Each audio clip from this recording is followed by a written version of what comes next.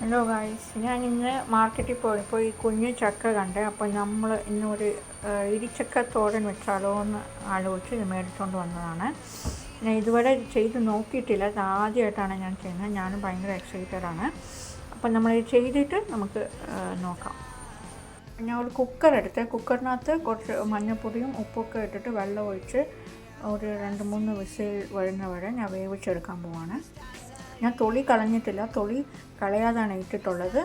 അത് ഇച്ചിരി മുറിക്കാൻ ഇച്ചിരി പാടായിരുന്നു. അപ്പം വെന്ത ശേഷം ആറിയ ശേഷം നമ്മൾ എടുക്കാൻ ഇച്ചിരി എളുപ്പമായിരിക്കും തോന്നുന്നു.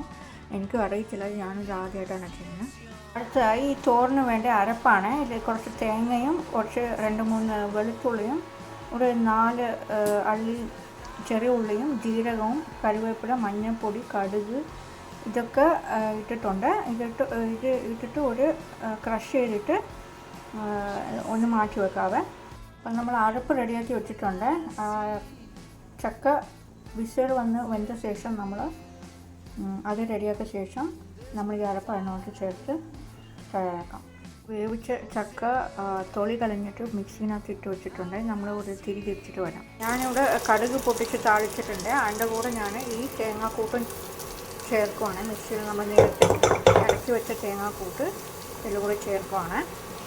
പോകുന്നില്ല ഒന്നുമില്ല. നമ്മൾ ചിരികെടുത്ത തേങ്ങയും പിന്നെ ഇടിച്ചക്കയും കുറച്ച് ഉപ്പും കൂടി ഇവിടെ ഇട്ടിട്ടുണ്ട്. ഇപ്പോൾ ഉപ്പും കൂടി ചേർത്ത് ഞാൻ ഇപ്പോൾ ഇളക്കുവാണ്. എൻ്റെ ഇടിച്ചക്ക തോരൻ റെഡി ആയിട്ടുണ്ട്. എൻ്റെ ഇടിച്ച് കുഴഞ്ഞു പോയി. എന്തെന്ന് വെച്ചാൽ ഞാനൊരു 4 വിസിൽ വരെ ഈ ചക്ക വേവിച്ച്, എനിക്ക് തോന്നുന്നു ഒരു 2-3 വിസിൽ മതി എന്നാണ് തോന്നുന്നത്. പക്ഷേ ടേസ്റ്റ് നോക്കിയപ്പോൾ അടിപൊളിയാണ്.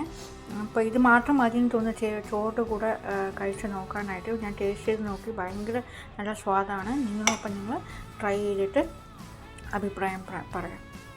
അപ്പോൾ ഗൈസ്, എൻ്റെ ഈ ഇടിച്ചക്ക തോരൻ തയ്യാറായി. എൻ്റെ ഇടിച്ച് കുഴഞ്ഞു പോയാൽ പക്ഷേ ടേസ്റ്റ് ചെയ്ത് നോക്കി നല്ലതാണ്. ഞാൻ ഒരു 4 വിസിലാണ് വെച്ചത്. 4 വിസിലിൻ്റെ ആവശ്യമില്ലെന്ന് തോന്നുന്നു. 2 വിസിൽ മതിയായിരിക്കും.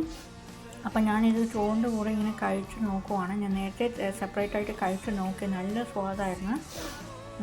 അപ്പോൾ നമ്മൾ ഒരു 2 വിസിലൊക്കെ വേവിച്ചിട്ട് തിരിക്കുകയാണെങ്കിൽ ഒത്തിരി നമ്മുടെ ശരിക്കുള്ള തോരനെ പോലെ കിട്ടും. ഇച്ചിരി കുഴഞ്ഞു പോയി, എന്നാലും കഴിച്ച് നോക്കിയിട്ട്